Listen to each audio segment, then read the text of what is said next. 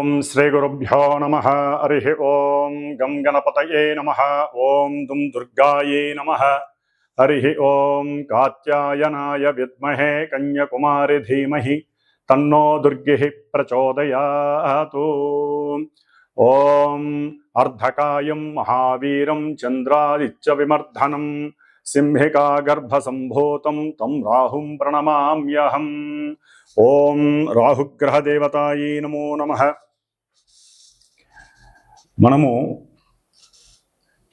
ఈ యొక్క భూప్రపంచంలో ముఖ్యంగా మానవులందరూ కూడా గత జన్మలకు సంబంధించినటువంటి కర్మ ఫలితాలను అనుభవిస్తుంలో ముఖ్యంగా శని కర్మకారకుడైతే ఆయన కర్మలని మాత్రం ఏ విధంగా చేయాలి, ఏ సమయంలో చేయాలో నిర్దేశిస్తే ఆ యొక్క కర్మలని పూర్వకర్మలు అలాగే అపరికర్మలుగా, అంటే మనిషి బ్రతికి ఉన్నంత కాలము ఆ కర్మలను హైరేజ్ అంటే ఎక్కువగా చేయటం, వాటి ద్వారా ఎన్నో రకాలైన ఇబ్బందులు పెట్టడం, అట్లాగే మనిషి చనిపోయిన తర్వాత అతను మళ్ళీ జన్మని అనుభవించేటంత వరకు, అంటే మరలా జన్మ వచ్చేంత వరకు అపరికర్మలని అనుభవిస్తూ ఉంటారు. అంటే ఈ భూలోకంలో చనిపోయిన వారి గురించి ఈ యొక్క అపరికర్మల్ని చేస్తూ ఉంటారు.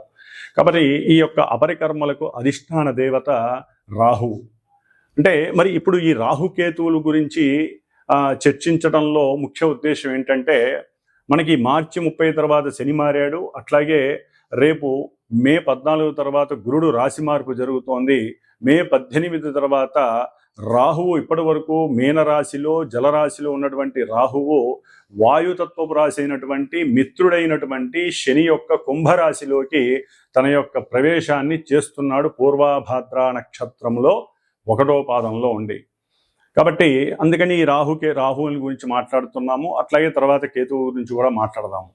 మరి ఈ యొక్క రాహువు మనిషి, అంటే ఈ యొక్క మనుషుల మీద రకరకాలైనటువంటి పరిభ్రమంతరమైనటువంటి ఇబ్బందికరమైనటువంటి పరిస్థితుల్ని కలుగజేస్తూ ఉంటాడు. కన్యారాశి,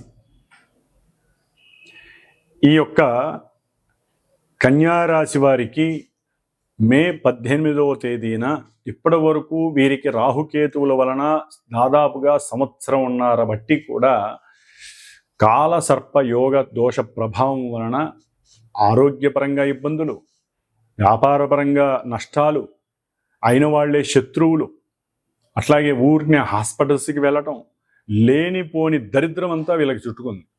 కన్యారాశి వారికి ఏది అడుగు పెట్టినా అన్ని సమస్యలే.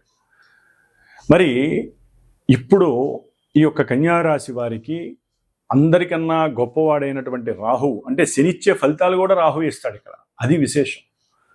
కాబట్టి ఈ యొక్క రాహువు 6వ స్థానంలోకి మే 18వ తారీఖున కుంభరాశిలోకి రావటం వలన శత్రువులు మిత్రువులయ్యే అవకాశాలు ఉంటాయి. వారి వలన ఆర్థిక సహాయ సహకారాలు లభిస్తాయి.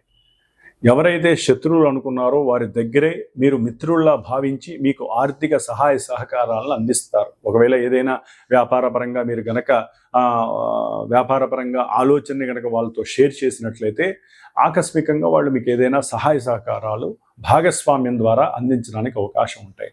ముఖ్యంగా క్రీడాకారులు, అంటే పోటీల యందు ఇప్పటి వరకు కొంత వీరికి స్తబ్దత కలగటం, గెలుస్తామా గెలవమా, ఒక్కోసారి ఓడిపోవటం ద్వారా కూడా వీరికి నిరుత్సాహం ఎదురవటం, ఇంకా మేము పనికిరామేమో ఈ క్రీడారంగంలో అనుకున్న వారికి కూడా క్రీడారంగంలో విశేషమైనటువంటి పట్టు దొరుకుతుంది. అట్లాగే పెద్ద పెద్ద ఎగ్జామ్స్, గవర్నమెంట్కి సంబంధించినటువంటి ఎగ్జామ్స్, ప్రభుత్వ రంగ ఉద్యోగాదుల కోసం ప్రయత్నం చేసేటటువంటి కన్యారాశి వారికి, విద్యార్థులకి చక్కటి ఉత్తీర్ణత స్థాయి ఈ జూన్ 7 లోపల కలగడానికి కొంత అవకాశాలు ఎక్కువగా ఉన్నాయి. ఎందుకంటే కుజరాహువుల యొక్క దృష్టి ప్రభావం వీరికి ఆ యొక్క రాతపూర్వకమైనటువంటి ఓరల్గా ఏదైనా మాట్లాడి ఉద్యోగాదుల్లో, ముఖ్యంగా ఉద్యోగాదుల కోసం చూస్తున్న వారికి కూడా వీరికి వెసులుబాటు కలగడానికి అవకాశం ఉంటుంది. దీర్ఘకాలిక రోగాలు ఎవరైనా అనుభవిస్తే వాటి నుంచి విముక్తి కలగటానికి, అంటే రోగ విముక్తి కలగటానికి కూడా రాహు సహకరిస్తాడు. అట్లాగే రుణాలు, ఫ్రెండ్స్ ద్వారా కానీ, లేకపోతే ఉద్యోగంలో వాళ్ళ ద్వారా వీళ్ళ ద్వారా చేదోడు వాదోడుగా ఉంటాయని డబ్బులు తీసుకున్నట్లయితే అవన్నీ కూడా రుణ విముక్తి కలగడానికి కూడా ఈ రాహు చాలా వరకు ప్రోద్బలాన్ని కలుగజేస్తున్నాడు. కాబట్టి ఇన్ని రకాలుగా ముఖ్యంగా వ్యాపార భాగస్వామ్య విషయంలో వీరికి చక్కటి మాటాముచ్చట కలగటం, ఇద్దరి మధ్య సమన్వయం కలగటం, వ్యాపార విస్తరణకి ఇంకా పెట్టుబడులని అకస్మాత్తుగా వచ్చి ఎవరైనా మీతో చర్చించడం ద్వారా మీరు చక్కగా వ్యాపార అభివృద్ధి నిమిత్తం ఇంకా పెట్టుబడి ఆర్థికంగా పెట్టడం, దాని ద్వారా ధన లాభార్జన కలగటం అనేది కూడా అధికంగా ఉంటుంది. భార్యాభర్తల మధ్య ఏదైనా ఎడబాటు ఉన్నట్లయితే కూర్చొని చర్చించడం ద్వారా మీకున్నటువంటి జ్ఞానాన్ని అక్కడ ఉపయోగించటం, బుద్ధి కుశలతని యూజ్ చేయటం ద్వారా చక్కగా మీరూరు మధ్య మళ్ళీ సమన్వయం, సఖ్యత, సమైక్యం కలగటం ద్వారా మంచి అనుకూలమైనటువంటి పరిస్థితులు రాహు కలుగు చేస్తున్నాడు. అట్లాగే కన్యారాశి వారికి మీరు తండ్రి దగ్గర కానివ్వండి, లేకపోతే తోబుట్టువుల దగ్గర కానివ్వండి, తండ్రి సమానమైన వాళ్ళ ద్వారా కానివ్వండి, ప్రభుత్వ రంగ ఉద్యోగస్తుల ద్వారా కానీ ఏదైనా గనక ఆర్థికంగా గనక తీసుకొని ఉంటే అవి కూడా సాధ్యమైనంత వరకు రుణ విముక్తి కలగడానికి దారి కనిపించడానికి అవకాశం ఉన్నాయి. కాబట్టి ముఖ్యంగా ప్రభుత్వానికి సంబంధించిన తండ్రికి సంబంధించిన వాళ్ళతో తండ్రితో కానివ్వండి విభేదాలు లేకుండా చూసుకోండి, తొందరపడి మాట్లాడకండి. ముఖ్యంగా గురు సమానమైనటువంటి వాళ్ళతో జాగ్రత్తగా ఉండండి. ముఖ్యంగా విద్యార్థులు మీరు అనుకున్నటువంటి స్థాయికి రావడం కొంచెం కష్టతరంగా అనిపిస్తుంది. రాహు ఒక్కడే కాదు కదా, ఆయనకి సంబంధం ఉన్నటువంటి శని గురువుల యొక్క ప్రభావం కూడా మీ మీద ఎక్కువగా ఉంటుంది. కాబట్టి మీరు అనుకున్నది ఆలస్యం అవటం, అయ్యో ఇదేంటి గురువుగారు చెప్పారు రాహు వస్తున్నాడు కన్యారాశి వాళ్ళకి, రాహు చాలా ఉన్నతమైనటువంటి శ్రేష్టమైనటువంటి పరిస్థితులు కలుగుతున్నాయి అనుకుంటారు. ఆ గ్రహాల యొక్క ప్రభావం మీ మీద కొంత అంతంత మాత్రంగా ఉంటుంది. కాబట్టి మీరు స్వయం కృషి అధికంగా చేయాలి. అట్లాగే ఆరోగ్య విషయంలో బ్రహ్మాండంగా ఉంటుందన్నారు.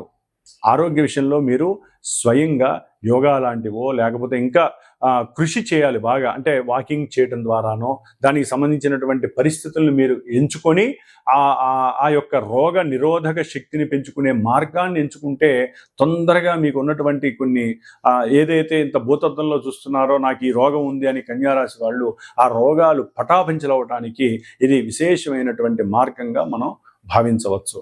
ఏదేమైనప్పటికీ కూడా ఈ యొక్క కన్యారాశి వారికి కొంత రాహుగ్రహ ప్రభావం అనుకూలంగా ఉందని మనం భావించవచ్చు. కాబట్టి చేసేటటువంటి ప్రయాణాల విషయంలో కూడా వీరు కొంత ఆర్థికంగా ఖర్చు పెట్టడం, లేకపోతే అనుకోకుండా ఫ్రెండ్స్ని తీసుకువెళ్ళటం, లేకపోతే వారికి ఉన్నటువంటి తాత ముత్తాతలకి వీరే 10 రూపాయలు అప్పు ఇవ్వటం, లేకపోతే వారి నుంచి అప్పు తీసుకోవటం, ఇలాంటివన్నీ కూడా శుభ పరిణామాలు కలిగే అవకాశాలు ఎక్కువగా ఉన్నాయి. కాబట్టి ఈ యొక్క కన్యారాశి వారు చక్కగా రాహుగ్రహ ప్రభావం అనుకూలంగా ఉంది కాబట్టి దుర్గాదేవిని నిత్యము స్మరించడం ద్వారా ఇంకా వృద్ధి కలుగుతుంది.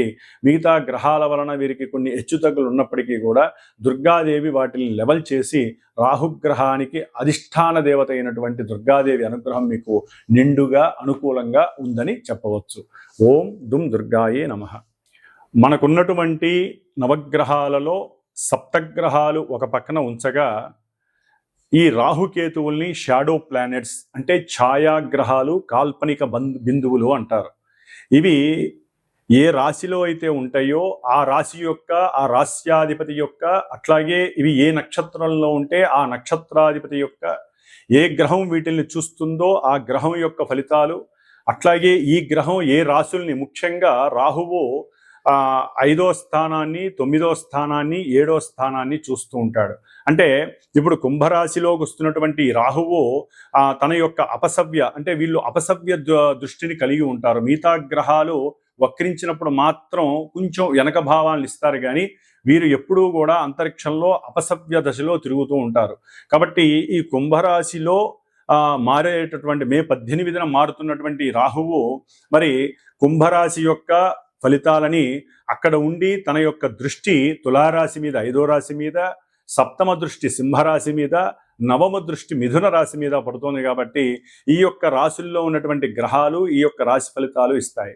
అట్లాగే ఇప్పుడు మనకి ఈ యొక్క మే 18 నుంచి జూన్ 6 వరకు కుజుడు ఆల్రెడీ మనకి కర్కాటక రాశిలో ఉన్నాడు కాబట్టి ఈ కుజుడు అష్టమ దృష్టితో రాహువును చూడటం చాలా చాలా అరిష్టకరమైనటువంటి దేశ విపత్తు అనుకోండి, లేదా మానవ జీవితాల్లో వారు పుట్టినప్పుడు కానివ్వండి, ఇప్పుడు గోచార రీత్యా కర్కాటక రాశి ఇంకా కొన్ని రాశుల వారికి కానివ్వండి, ఈ యొక్క కుజ దృష్టి రాహు మీద పడడం ద్వారా ఎన్నో రకాలైనటువంటి విపత్తులు, ప్రమాదాలు, అట్లాగే రకరకాలైనటువంటి ఇబ్బందులు కలగడానికి ఎక్కువ ఆస్కారాలు ఉన్నాయి.